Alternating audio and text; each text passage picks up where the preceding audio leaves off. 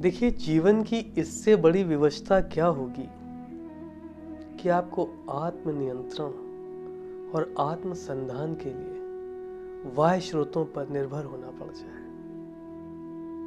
वो बाह्य स्रोत कोई भी हो, कोई व्यक्ति विशेष हो, कोई उपकरण विशेष हो। आप देखिए, आत्मसंधान की प्रक्रिया, आत्मसंधान यानी कि स्वयं को उद्देश्य के प्रति सजग करना, इसके लिए किसी व्यक्ति विशेष की आवश्यकता है।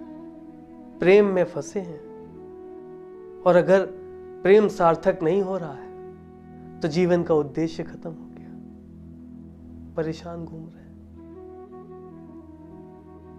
सुबह से शाम तक किसी भी एक दिन काम कर लिया, अब आपको अपने आप को आनंदित करने के लिए उपकरणों की आवश्यकता है।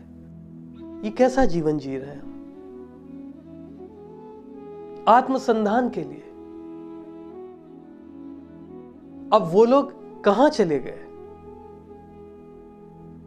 जिनको इस सृष्टि में ना गर्मी महसूस होती थी, ना सर्दी महसूस होती थी। व्यक्तित्व इतना सुदृढ़ था कि एक नीम के पेड़ के नीचे बैठ करके आनंद का अनुभव करते थे। मित्रता, संबंध, प्रेम, ये सब गुण व्यक्ति के पास इतने प्रचुर मात्रा में थे कि उसको एकाकीपन का अनुभव ही नहीं होता था। वातावरण से संबंध स्थापित था। व्यक्ति इतना एडजस्टिव था, इतनी जल्दी लोगों के साथ, अपने मित्रों के साथ, वातावरण के साथ उसका सामंजस्य इतनी जल्दी बैठ जाता था कि उसको आत्मसंधान के लिए उपकरणों की आवश्यकता थी ही नहीं। संपूर्ण जीवन में कहीं अतिवाद ही नहीं था। लोग एक जोड़ी कपड़ा बनवाते थे, बहुत ज्यादा 30 त्योहारों पे नए कपड़े ले लेते थे और उनके तार तार हो जाने तक उनको पहनते थे और खुश रहते थे।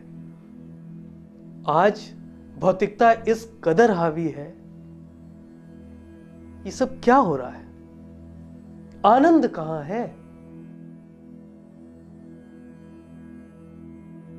सुख कहां है? ये तो एक तरीके का मोह पाश हो गया ना, जिसमें आप बंधे। तो अपने जीवन की निर्भरता को कम कीजिए। आपका स्वयं का व्यक्तित्व भी, देखिए, समाज के पथ प्रदर्शक बनिए, अपने पथ प्रदर्शक स्वयं बनिए। डिपेंडेंसी खत्म कीजिए। किसी भी तरीके से दूसरे पे निर्भरता, दूसरी वस्तुओं पर निर्भरता खत्म कीजिए। जीवन किस दिशा में जाएगा, सोच के देखिए। तो कृत्रिम निर्भरता का बहिष्कार कीजिए। जीवन को सुदृढ़ बनाइए। ठीक है?